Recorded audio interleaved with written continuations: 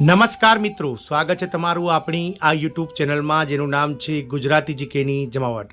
તો દેશભરમાં જ્યારે અત્યારે 8મા પગાર પંચને લઈ અને મિત્રો વાટાઘાટાઓ ચાલી રહી છે, ત્યારે આ રાજ્ય સરકારના આ વિભાગના કર્મચારીઓને મોડે 7મું પગાર પંચ કે જે 1 જાન્યુઆરી 2016થી લાગુ થયું હતું તેના લાભો સરકાર દ્વારા જાહેર કરી દેવામાં આવ્યા છે। 7મા પગાર પંચના લાભો જે છે તે મિત્રો આ કર્મચારીઓ માટે, આ વિભાગના કર્મચારીઓ માટે રાજ્ય સરકાર દ્વારા ગત 2023ના ઓક્ટોબર મહિનામાં જ્યારે લાગુ કરવામાં આવ્યા હતા ત્યારે આજે 16 મહિના પછી તેનો આદેશ જારી કરવામાં આવ્યો છે। તો જાણીએ વિડીયોમાં વિગતવાર કે દેશની કઈ રાજ્ય સરકાર દ્વારા કયા વિભાગના કર્મચારીઓને મોડે 7મા પગાર પંચનો લાભો આપવાની વાત ચાલી રહી છે અને સાથે જ મિત્રો આ લાભો જે છે તે મિત્રો એરિયસ સહી ચૂકવવામાં આવશે કે નહીં તેને લઈ અને વિડીયોમાં વિગતવાર ચર્ચા કરીએ।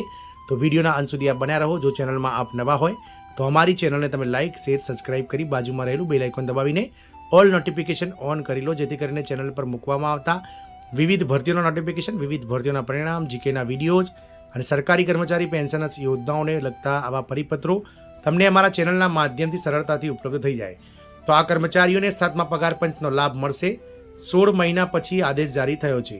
વાત કરીએ મધ્યપ્રદેશ રાજ્યની, તો મધ્યપ્રદેશ સરકાર દ્વારા તબીબી શિક્ષકોને 1 જાન્યુઆરી 2016થી 7મા પગાર પંચના લાભો મળશે, જેનાથી તેમના પગારમાં હવે વધારો થશે।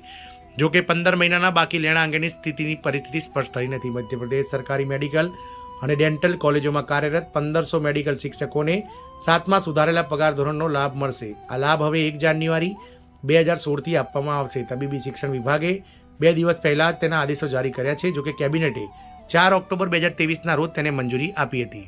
વિભાગના વિલંબ અને આંદોલનો, આ નિર્ણયનું પાલન કરવામાં વિભાગને 16 મહિના અને 23 દિવસ લાગ્યા। આનાથી તબીબી શિક્ષકોમાં રોષ ફેલાયેલો હતો, જેના પગલે ડોક્ટરોએ વિરોધ પ્રદર્શન કર્યું હતું। વિભાગને આદેશો જારી કરવાની ફરજ પડી હતી। એનપીએ ભૂલ સુધારા વિભાગે નોન પ્રેક્ટિસિંગ એલાઉન્સ એટલે કે એનપીએમાં પણ સુધારો કર્યો છે।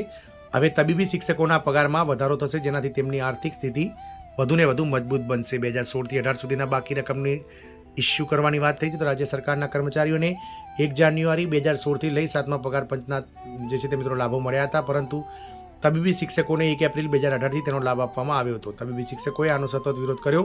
તમને જણાવી દઈએ કે જાન્યુઆરી 2016થી માર્ચ 2018 સુધી વધેલા પગારનું બાકી લેણું 2 થી 4 લાખ રૂપિયા જેવું હોઈ શકે છે। આગામી ડોક્ટરોની બેઠક, તો મધ્યપ્રદેશ સરકારી ડોક્ટર ફેડરેશનના જણાવ્યા અનુસાર વિભાગે આદેશો જારી કર્યા છે, પરંતુ 15 મહિનાના બાકી પગારનો પ્રશ્ન હજુ પણ બાકી છે। ડોક્ટરો ચિંતિત છે કે તેમને સમયગાળાની બાકી રકમ મળશે કે નહીં। આ મુદ્દા પર 7 માર્ચે એક બેઠક યોજાશે। ડોક્ટરોની મુખ્ય માંગણી શું છે? તો તબીબી શિક્ષકો જે મુખ્ય મુદ્દાઓ પર ભાર મૂકી રહ્યા છે તેમાં કેટલાક છે, જેમાં 15,000 ડોક્ટરોને ડીએસીપી સમકક્ષ ટાઈમ સ્કેલ પગાર આપવો જોઈએ। ડોક્ટરોના કામમાં વહીવટી અધિકારીઓના હસ્તક્ષેપ પર પ્રતિબંધ હોવો જોઈએ। બજારમાં વેચાતી હલકી ગુણવત્તાની દવાઓ પર કડક નિયંત્રણ લાદવું જોઈએ। આરોગ્ય વિભાગમાં ઊભી થયેલી ગ્રેડ પે વિસંગતતા દૂર કરવી જોઈએ। નવી સરકારી મેડિકલ કોલેજોમાં સેવા સુરક્ષા અને પગાર સુરક્ષા પર ભાર મૂકવો જોઈએ। ડોક્ટરોની સલામતી અંગે રાષ્ટ્રીય ટાસ્ક ફોર્સની ભલામણોનો અમલ કરવો જોઈએ। આમ સરકાર દ્વારા મધ્યપ્રદેશના આરોગ્ય વિભાગના નેજા હેઠળ કામ કરતા તબીબી શિક્ષકોને જે વર્ષ 2018માં જે મિત્રો 7મું પગાર પંચ લાગુ કર્યું હતું